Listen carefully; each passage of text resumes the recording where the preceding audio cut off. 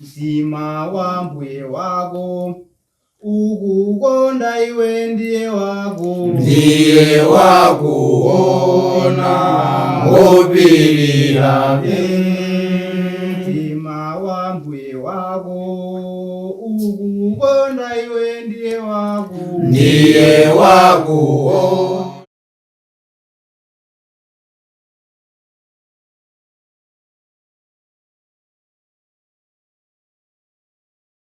Tikulandireni pa programu yathu ya lero. Pa programu ya lero simuli ndine Balani Vinjero Kondwe, pamene tupitirizabe kuphunzira kuchokera buku limene la Daniel. Ndipo lero tikhala tikupitirizabe Daniel chapter 5 kuyambira verse yake ya 13 mpaka verse yake ya 31, ndipo phunziro lathu lambuyo naphunzira Daniel chapter 5 verse 1 mpaka verse yake ya 12. Tikumbukire programu imene amatipatsira ndi Lilongwe School Biblical Studies ku Lilongwe ku Mitundu, amene apitirizabe kutidziwitsa zakuti anatsegula mwayi kwa iwo amene angadzafuna kuphunzira Baibulo kwa zaka ziwiri mwaulere, amene okhala mmembala wa mpingo wa Khristu wamuna orali pa banja kapenayi, komanso orali ndi certificate yake ya form 4. Mwina ndinu mwina ndiyena adziwitse koni za uthenga umenewu. Komanso pa programu amenewa alipo pa tsamba yathu ya pa YouTube, mukhoza kungoyang'ana Lilongwe School of Biblical Studies, mudzapeza mavidiyo awo komanso mavidiyo ambiri, komanso maaudio timatumizira anthu pa nthawi yawo kuti athe kumvera.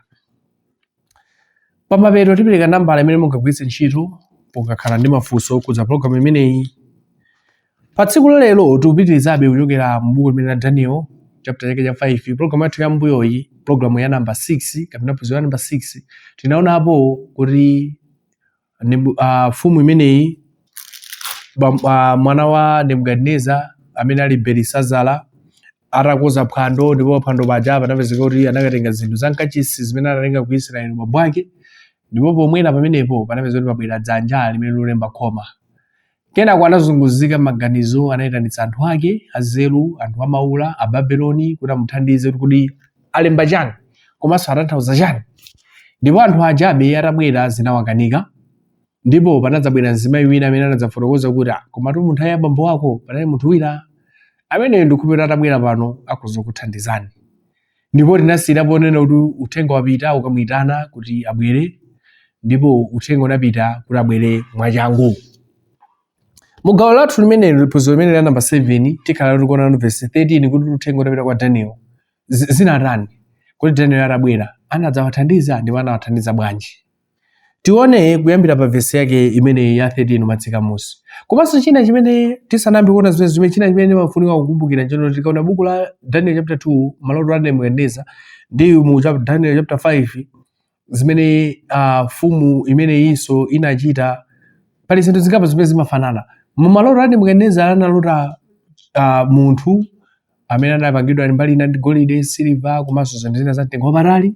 Komanso tionenso mu Daniel chapter 5 verse 4 tipeza kuti mwana amene mfumu imeneyi amapanganso milungu ya golide komanso ya silver, zimene zingotifananizirapo bendi zimene zinachitika m'buku la Daniel chapter 2 komanso m'buku limene la Daniel chapter chake cha 5, kuti golide silver amakhala kukambidwa mobe.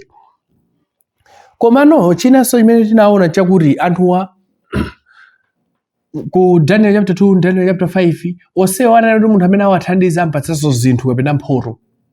Ndiye tikuona kuti palinso kufanana kumeneko kupatula kwa golide, silver ndi zinthu zina, komanso pali kufanana kuti onsewa anali kuti amene andithandize ndizamupatsa mphotho komanso adzakhala munthu wofunikira pakati pa ife.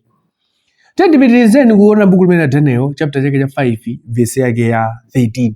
Kodi uthenga utapita zinakayenda motani. Daniel chapter 5 verse 13 akunena kuti pamene panalowa naye Daniel kwa mfumu inayankha niti kwa Daniel, ndiwe kuti Daniel uja wa ana ndende a Yuda amene mfumu atate wanga anatenga ku Yuda? Mfumu ija inayamba ndi funso, ndiwe Daniel wake amene unatengedwa kuja amene unatengedwa ku bambo wake anakutengani uja?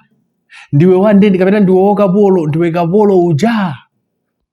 Fumu imafuna mwina ikhale shuwa kuti kodi uyonkha ndi munthu woyenera, chifukwa mwina mayina akhoza kukhala ofanana koma akatenga munthu olakwika. Ndafuna akhale shuwa kuti iwe ndiweyo di, sipali wina. Fumu inayamba ndi funso limenelo. Chinanso chimene chinachitika pa verse ya 14 ndafunsa funso limene ndineni, ndamva za iwe kuti muli mzimu wa milungu mwa iwe. Mfumu inayankhula kuti ndamva mwa iwe kuti muli mzimu wa milungu mwa iwe. Mukati muone mene mfumu yayankhuliramu ndi zimene namva, pali china chimene chasowa. Chifukwa amene anawauza mfumu za Danieli ndi mzimayi uja. Koma mzimayi imene anamuzira mfumu ndi mene mfumu yanenera apa zasemphana. Chifukwa tikati tibwerere ku chapter 5 verse yake 11, tipeza kuti mzimayi uja pofotokoza anafotokoza motere. Tibwererenso.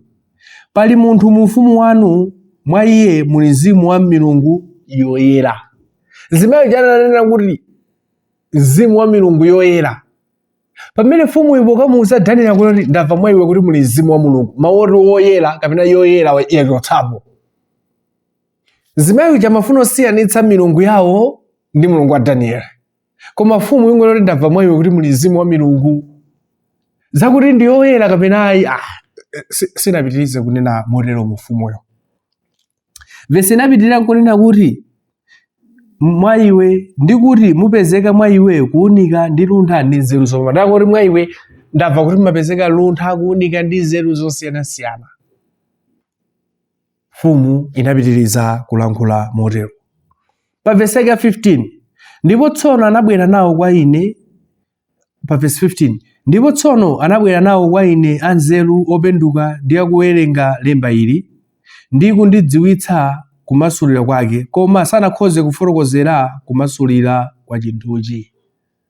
Akuti mfumu kuti patabwera anthu ambiri pano amene anafotokoza izi zinatere koma ngati akwanitsa kundithandiza menene ndimafuna ndithandizidwire. Anthu anabwera ndithu koma sanathe kutithandiza. Itapeza anthu ake, anthu amene amadalira alephera, ndakuti ndafuna kuti ndikuze kaye chimene chandichitikira. Azakuti anabwera pano anadzatere koma zinthu zizatani zalephera. Ndi chimene afuna choti mwina mulungu maganizo ake mati ngati azaku alephera kodi iwe utha. Mwina maganizo make mayenda zinthu ngati zimenezo. Vesi yake 16, koma ndamva ine za iwe kuti ukhoza kutanthauzira mawu ndi kumasulira mfundo. Tsono ukhoza kuwerenga lembalo ndi kundidziwitsa kumasulira kwake. Udzavekedwa chibakuwa ndi unyolo wa golide m'khosi mwako, nudzakhala wolamulira wachitatu mu ufumumu. Ndi mfumu inapitiriza kunena kuti mmene ndamvera kodi iweyo ukhoza kukwanitsa kuwerenga ndi kutanthauzira ndi kumasulira mfundo zimenezi. Chifukwa ichi chalembedwa pachi si chinthu chapafupi. Komanso paja tinaona mphunziro lathu latha ija linena kuti ndikuti zimene mkonojo unalemba zinali zokhazikika, zinali zosafufutika msanga. Mpaka ina Danieli akubwera, anthu saja anzeru aja abwera aziona koma zakanika. Dzanja lalemba palibeponso dzanjalo, koma akufuna kuti akuti chani, akutanthauza chani.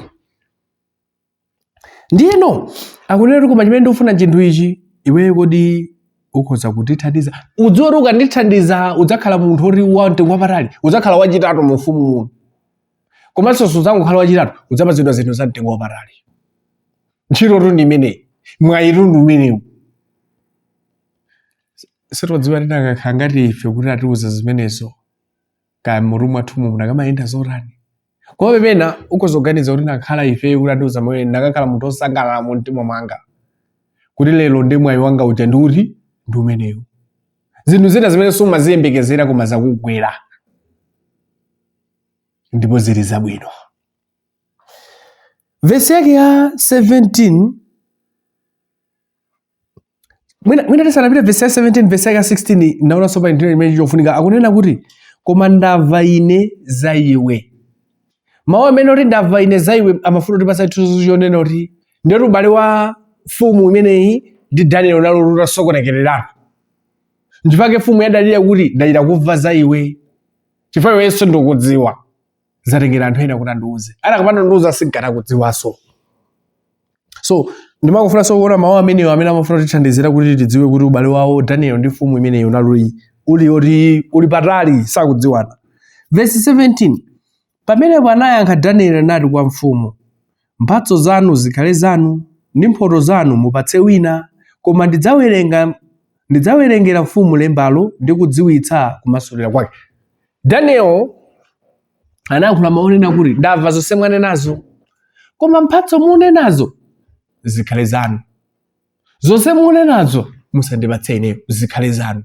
Koma ngakhale ndanena izi sindikutanthauza kuti ntchito singwira ayi. Ntchito ndigwira ndithu. Ndimasulira zonse zale, ndiwerenga zonse, ndikuwuzani zotanthauza chani. Koma mphatso zimene mwanenazo ine ayi.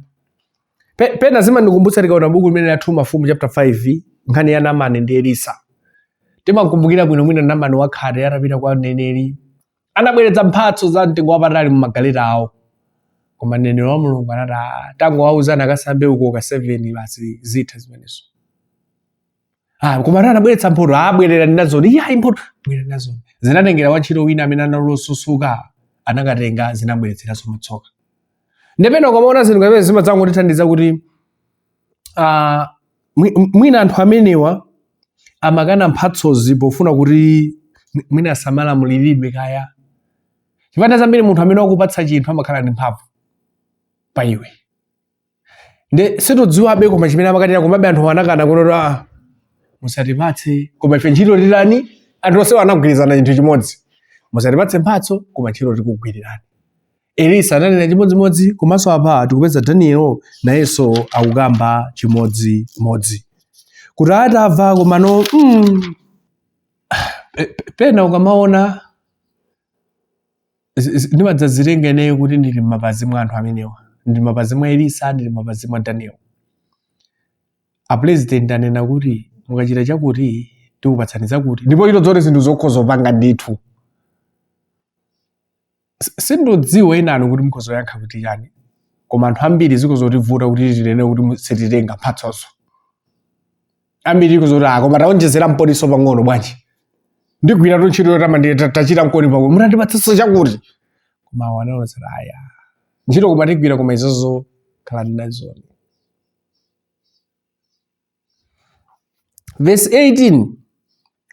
Mfumu inu Mulungu wa mwamba anapatsa Nebukadinezara atate wanu ufumu ndi ukulu ndi ulemerero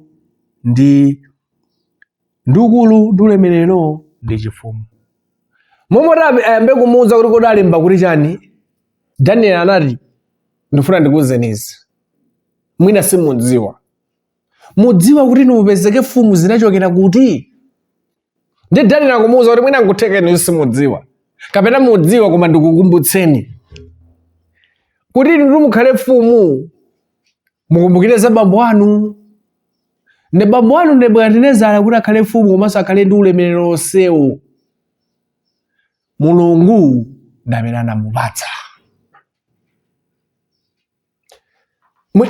Amafuna kumuwuza pasa kuti tikumbukire kuti munthu ameneyi, mwana ameneyi Belisazara ufumu nalonena kuti bambo akagwira ntchito ye walowapo. Ndi wasiyidwa ndi chuma cha mtengo wapatali. Wasiyidwa ndi mphamvu zambiri. Koma akumuwuza kuti izizizi sizinatengere mphamvu zanu.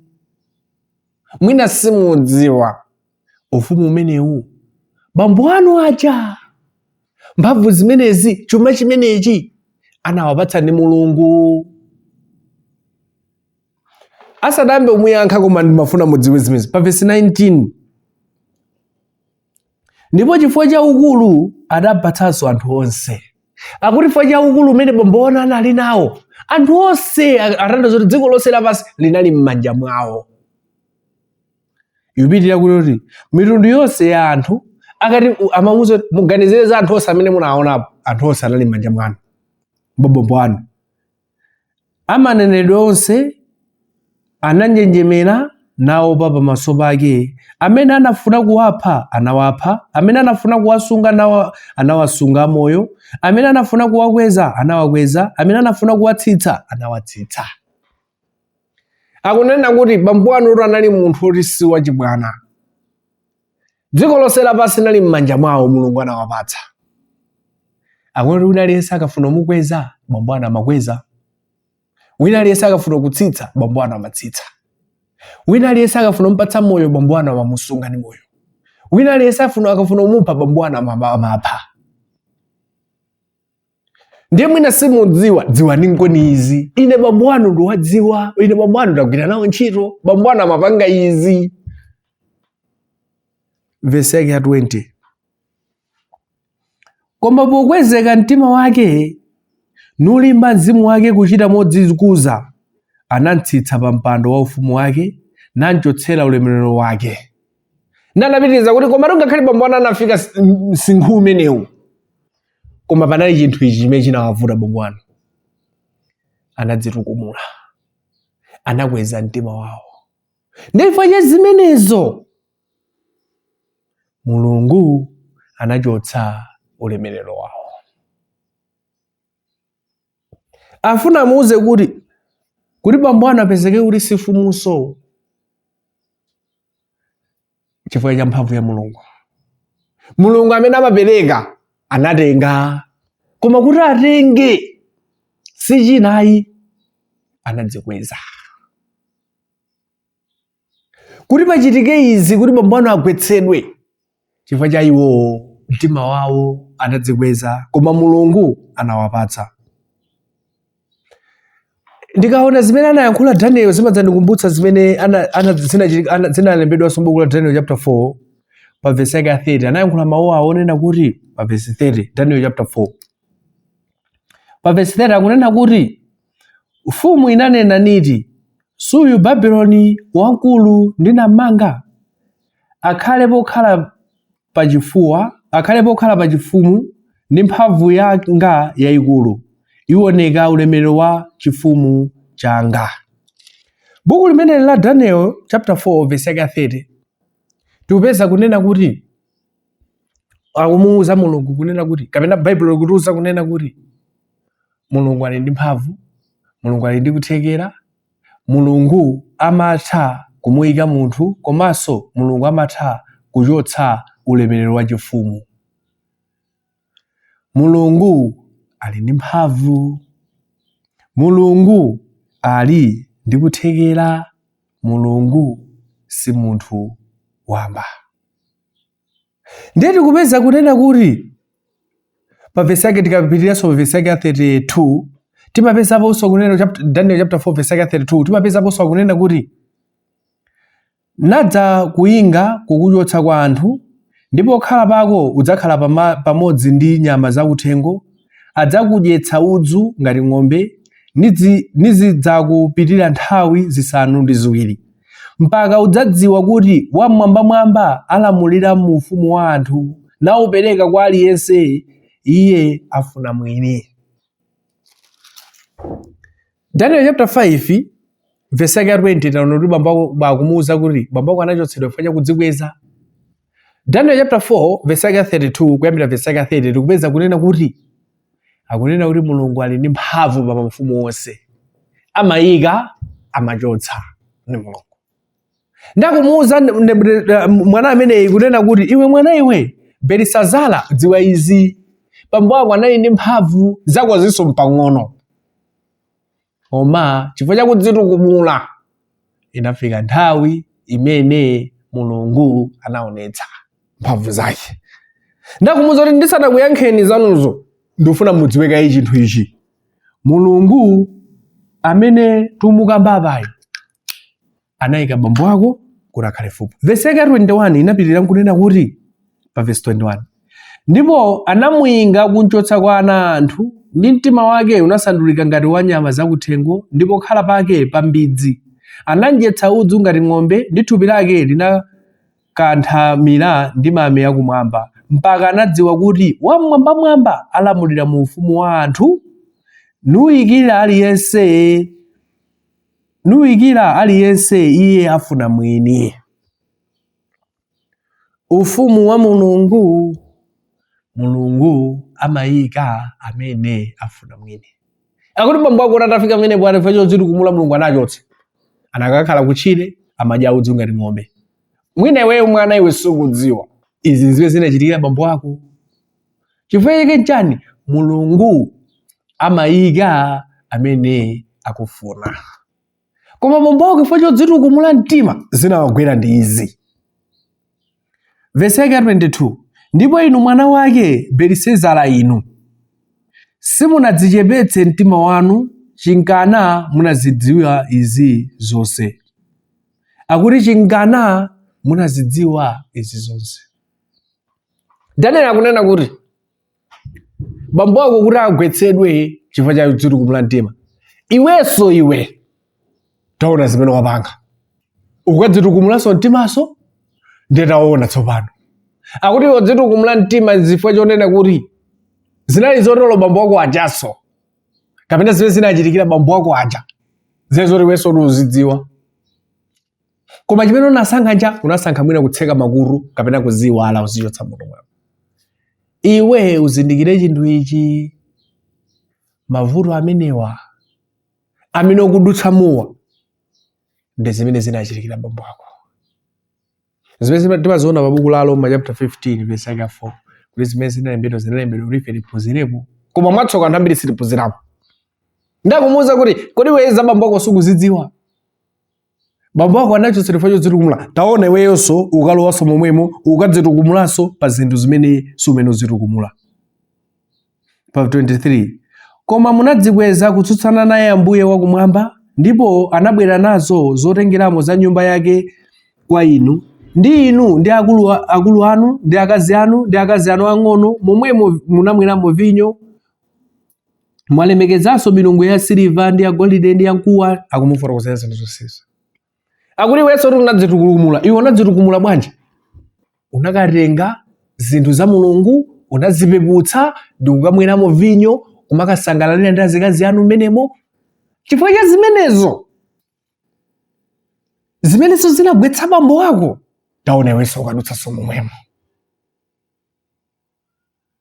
Ukupanga zinthu zosayenera kuti upange. Verse 24 pamenepo nsonga ya dzanja inatumidwa kuchokera pamaso pake nilembedwa lembani. Ndakoti chifukwa cha zimene unachita, ife unatenga zinthu za Mulungu ukazipeputsa ukamweramo vinyo kuvina kutani ndi azikazi anu. Chifukwa cha zimenezi Mulungu sanakondwere nanu. Ndi dzanja lija limalembedwa lija usaonengati langolembedwa, lalembedwa chifukwa cha khalidwe lako.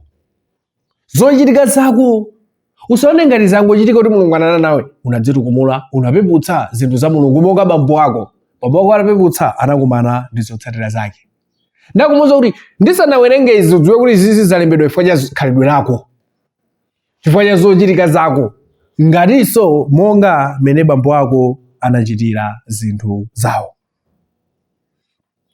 Ndati kamona verse 25 pana verse 31 tipeza kuti tsopano Daniel afuna kuti awauze kuti kodi zinthu zija zinali morani. Pa Daniel chapter chake cha 25 akupitiriza kunena kuti ndipo lemba lolembedwa ndili mene tekeo ufasini, kumasulira kwake kwa mawuwa ndi uku, mene Mulungu anawerenga ufumu wanu na utha. Tekeo wayesedwa pa miyeso ni upezeka mwaperewera. Peresi ufumu wanu wagawika nuperekedwa kwa Amedi ndi Aperesi. Pamenepo Belisezara analamulira, ndipo anamveka Daniel chibanguwa ndi unyolo wa golide ndi khosi mwake, nalalikira za iye kuti ndiye wolamulira wachitatu mu ufumumo. Ndi Daniel anati akoti zili kuti tsopano zowerenga zi ndizi okay alemba kuti mene tekeo ufasini zikutanthauza ufumu wanu wayesedwa ndipo wapezeka kuti siwokwanira.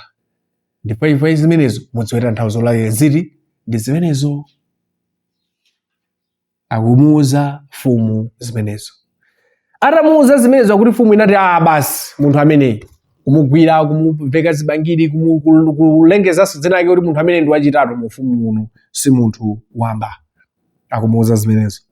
Pa verse yake ya 30 usiku omwewo Belisezara mfumu ya Babuloni anaphedwa, ndipo Darius Medi analandira ufumuwo ali wa zaka 70 Akuti atayankhula zimenezi zonse zatha, ufumu wanu wayesedwa peza kuti sokwanira supitirira zanenedwa chotero.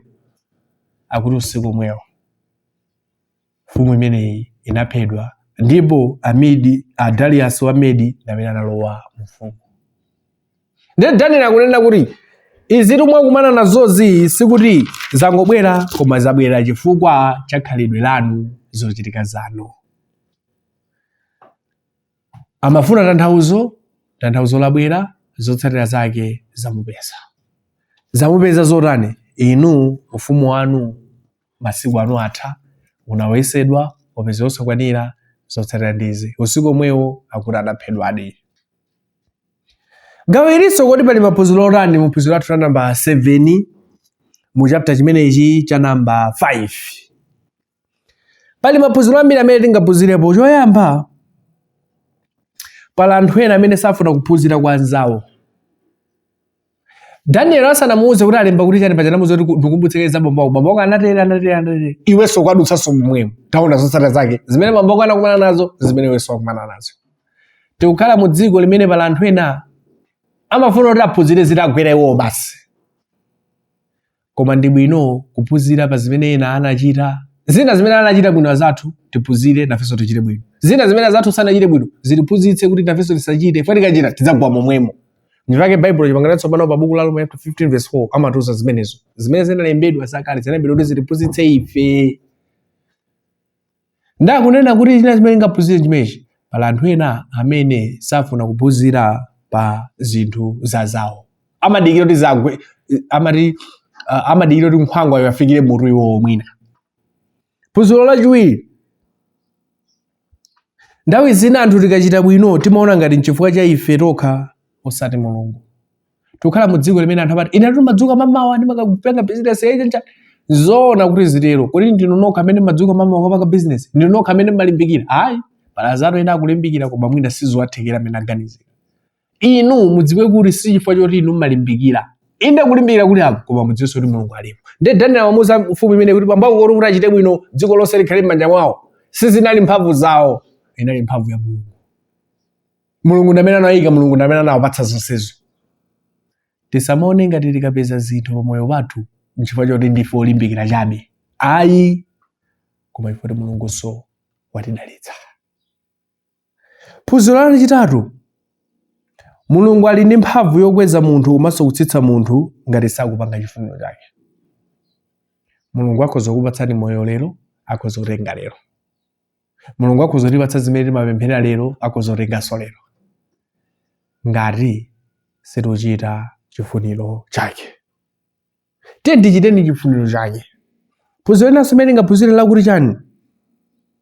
Mavuto ena amatipeza ifeyo chifukwa cha khalidwe lathu. Tikati timone Daniel amuuza kuti bambo wako kuti apeze mavuto amenewo chifukwa cha khalidwe lawo. Iwenso kuti dzajedzere khoma chifukwa kuti unapeputsa zinthu za Mulungu ukatenga ukobweretsa uko. Pali mavuto ena amene amatipeza chifukwa cha khalidwe lathu ndithu. Pali zina tikozozipewa tikakoza khalidwe lathu. Pali zina sitingazipewe chifukwa tikukhala mu dziko lovuta. Koma pali mavuto ambiri amene anthu akutipeza chifukwa cha khalidwe lathu. Pala anthu ena akakhala ndi ndalama timaona zimene amachita. Tizindikire kuti tikukhala mu dziko limene nthawi zina tikumana ndi mavuto amene akubwera chifukwa cha khalidwe lathu. Eno mara ayi Mulungu ine sandikonda. Ayi. Yambani mwaona khalidwe lanu. Daniel akutipwitsa kuti bambo wako iwe komanso iwe munakumana ndi mavuto awa chifukwa cha khalidwe lanu. Chinanso imene tingaphunzire chakuti kodi Mulungu atatiyesa lero akhoza kutipeza urani? Azathu ufumu wawo atawuyesa unapeza unapereweredwa. Kodi Mulungu atakuyesani inu ndinokwanira kuti mutafa mukakumana naye mulosangalala? Kapena ifa yanu pamene dzasiya anthu akulira kuno inunso mzimu wanu ukakhala ukulira kumana ndi Mulungu mulosakwazeka? Tiyeni tikumbukire kuti Mulungu atatiyesa adzatipeza urani? Ufumu wazathu atawuyesa unapeza usakwanira. Phunziro linanso limene tingaphunzirapo ndi ili. Penanso kumaona kuti pali mphatso zina ngati zofunika kulandira kapena ayi. Azathu wana akana atapatsidwa mphamvu. Pali mphatso zina zimene munthu umene uziganizire mwino kuti kodi zoyenera kuti zitero kapena ayi. Izi ndikunena chifukwa chonena kuti nthawi zina timatopeza anthu ena amene aloti mwina akumana ndi zovuta zina ndipo afuna thandizo lathu tawathandiza kena kumwina pamapero paja anthu aja afuna atipatse china chake. Olo kapena akapakhala kuti sanatipatse chinthu china nthawi zina anthu ena amadandaulo tangoathandiza basi osapanga kokera kalikonse. nthawi zina umayenera kuziganizira kuti kodi pa nthawi iyi ndoyenera kuti ndilandire izi kapena ndisalandire, kuti azanga wali morani ndipo ine ndili morani. Tiyandipitizeni kukhalira limodzi pamene tikhalira kuphunzira maphunziro ambiri ochokera mu nkhani zimene za Daniel. Tikati ulowanso pulogalamu yathu inatsogoloyi pamene tidzaone Danielonso kuti kodi chidamuchitikira ndi chani, ufumu wa Babyloni watha, walowa ufumu wina wa Midi ndi Persia, kodi ayi na Daniel zinawathera bwanji. Mapulogalamu ena munali ndine Mbale wanu Mpinjero Gondwe, tikumbukire pulogalamu ena amatipatsira Daniel Ngo School Biblical Studies, tikakhala ndi funso tigwiritse ntchito nambala iyi 0822 766 018. Kufikiranso nthawi ina Mulungu akudalitseni nonse. Amen. Mtima wa mbuye wako ukukonda iwe ndiye wakuona ngopirira. Mtima wa mbuye wako ukukonda iwe ndiye wakuona